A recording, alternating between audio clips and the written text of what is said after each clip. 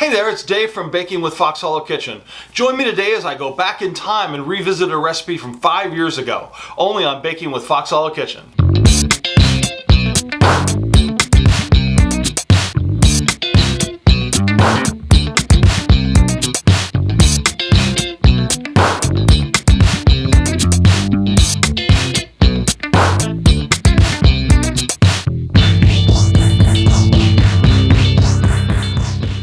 My Fox Hollow fam, I'm Dave and welcome to Baking with Fox Hollow Kitchen.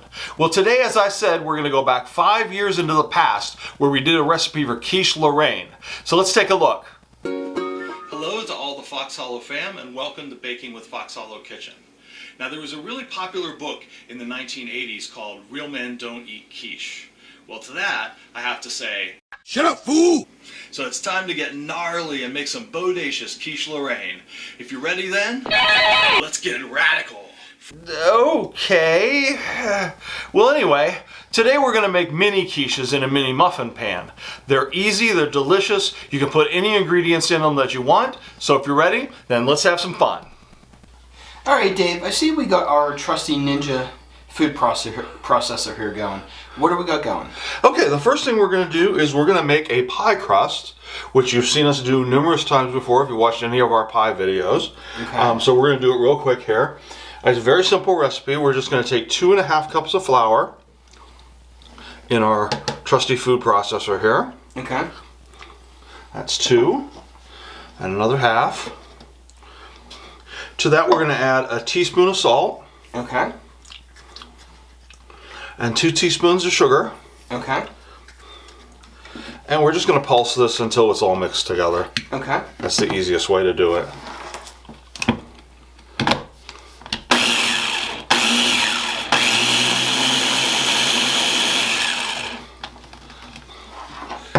And that's good. We got the salt and sugar mixed in with the flour, and then we're going to move on. Okay, sounds great. Okay, now that we got our flour all mixed together here, next thing I'm going to do is take 2 sticks of butter. That's 1 cup of butter. Okay. And we're going to put that in here. I like to keep it nice and cold. What is the purpose of that? We don't want the butter to soak into the flour. Okay. We want little nuggets of butter throughout the flour. Little nuggets of goodness? Right. We don't want it to melt into the flour at all. Okay. Get the last little bits off of here. It ain't a Fox Hollow Kitchen show without something going crazy. Oh yes, I'm going a little crazy here. And all that buttery goodness in there. Yes.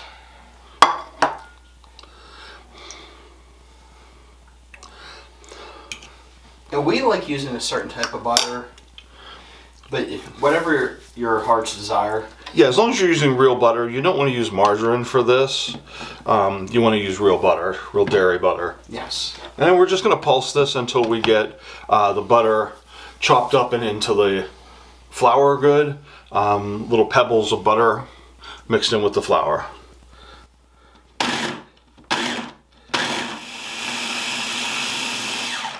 Let's take a look here and see what we got. It's getting in there. It's actually pretty good. It's not mixing in with the flour, but we got little pebbles of butter. That's what we were looking for. Exactly. Little pebbles. And we're gonna hit this a couple more times here. Just rather be safe than sorry. Yep.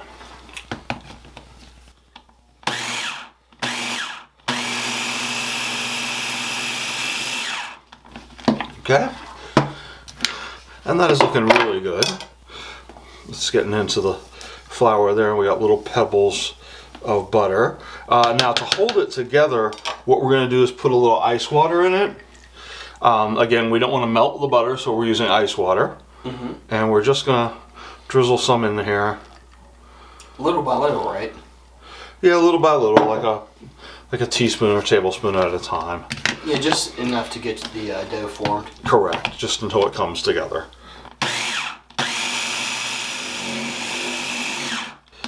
That sounds like it's starting to bite into the dough a little bit. That's looking good. Let's give it a little more in the bottom there. We'll just keep going until we get a nice dough forming. me take a couple times of hitting it here. Okay. We just want something that you can pinch between your fingers and it becomes a dough. Okay. All right. Should we just let you get...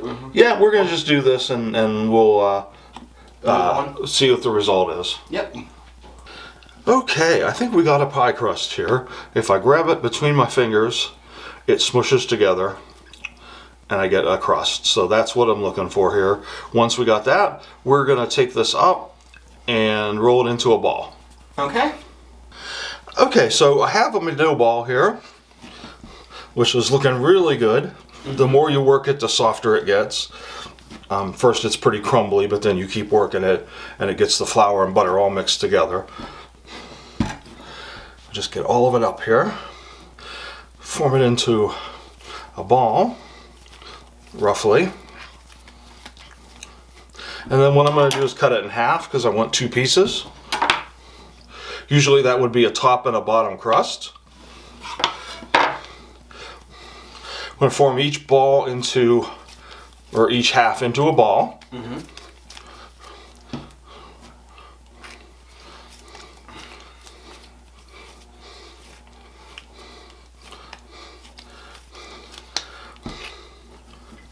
And then smash the ball down into a little disc. Mm-hmm. So that it's like an inch thick or so. And then we're going to cover each of these with plastic wrap and throw them in the refrigerator for at least 2 hours or overnight or whatever. Okay, sounds good. Okay, so for our fillings, the first thing I'm going to do is take some imitation crab meat, some crab legs that I have here.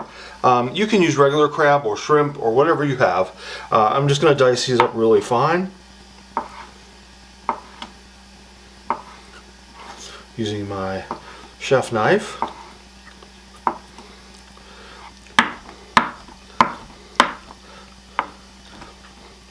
And then I'm going to set this aside and move on. Alright, I'm going to do the same with some green onions here. I've got ones that are already pretty small.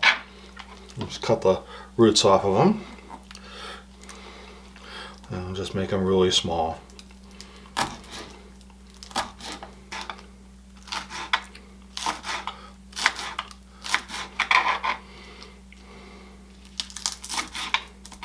And I think that'll do it. We'll move on.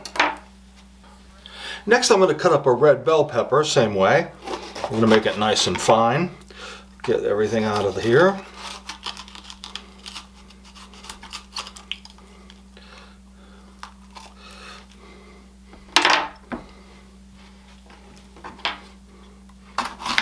Don't need the very ends of it. Little strips.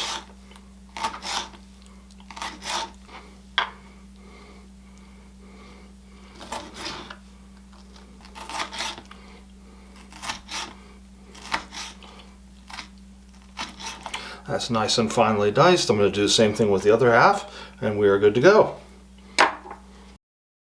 The next thing I'm going to do here is I'm going to shred about 4 ounces of Colby Jack cheese.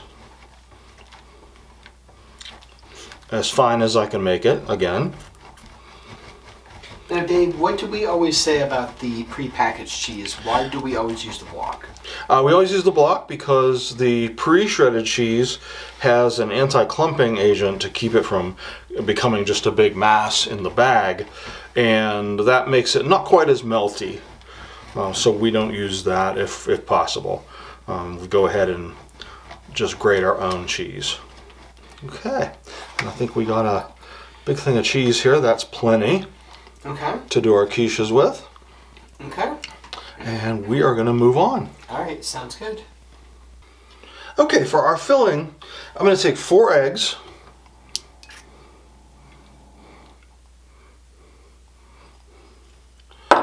One cup of heavy cream. You can also use half and half.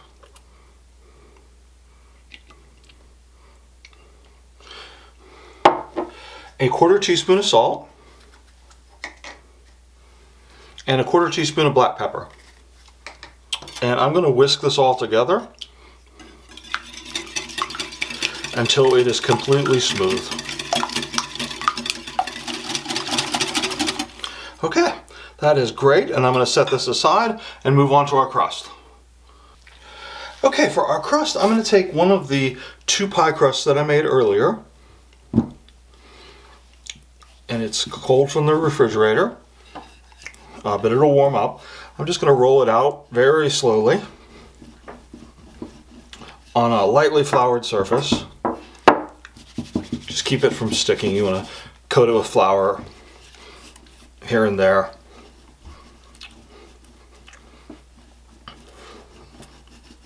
Doesn't want to roll out at first, but it will.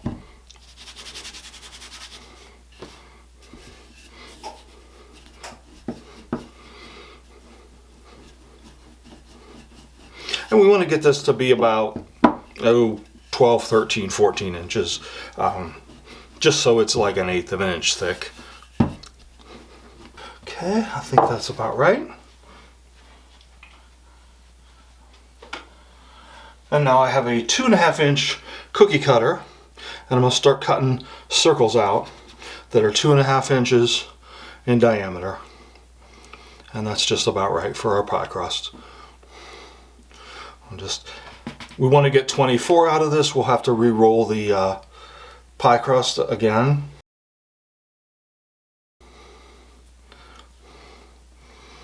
But I want to get 24 altogether. Okay, and I'm going to re-roll this and keep going. Okay, the next thing I'm going to do is I have a 24 count mini muffin pan here.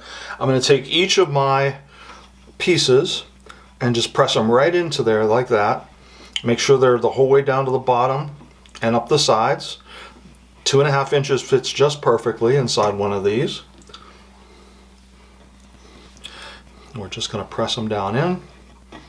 They look really good, Dave. Mm-hmm. They look really good. They turned out really nice. And we're going to press our crust into each one of these little wells. This takes a little time and a little patience, but it's well worth it in the end. Yeah, we get them all down in there. So I'm going to continue with this until they're all filled, and then we'll move on. Okay, sounds good. Okay, what I'm going to do next, now that I have these filled, I'm going to take my egg mixture that I made earlier, okay, and I'm going to fill them about halfway with my eggs.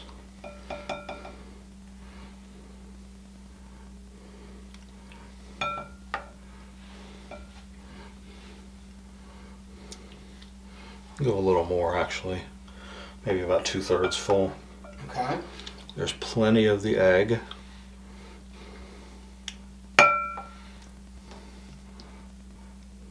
Now this recipe makes 2 of these batches of 24. So there's plenty of fillings to do that much. Okay. And I think that's definitely part of the fun, is just kind of learning and not being afraid to get messy.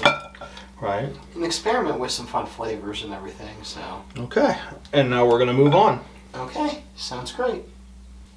Okay, then the fun part, I'm going to top these. I only filled them about halfway to the 2/3 of the way. So I'm going to fill them with our fillings. I'll start with the seafood first. Our little imitation crab. Just a little bit of each.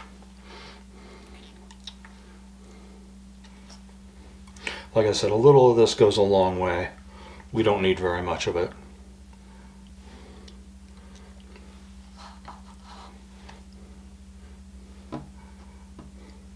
Okay, now that they all have some of that seafood in it, we are going to do the green onions. Again, just a tiny bit. It doesn't need very much at all. Maybe 1 or 2 pieces, just to give it a flavor.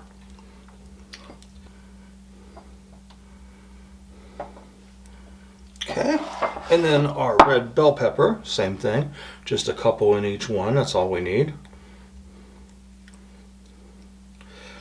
I always say you can put anything in a quiche that you would put in an omelet. They're basically the same thing. It's just a fluffy omelet in a pie crust, is all it is. Okay. And finally, the important part is the cheese. So we're going to throw some cheese on top of here. Just a little bit on each one.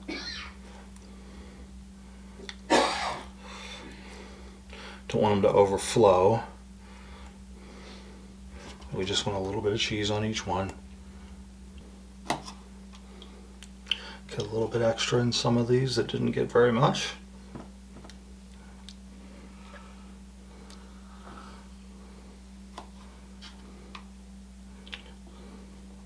And I think we're doing good here.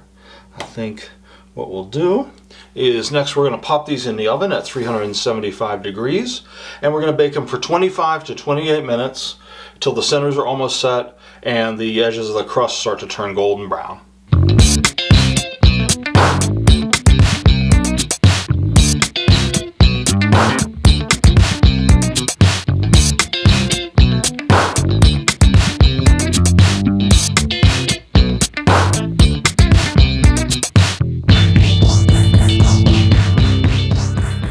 And now the best part, the taste test. I got one right here.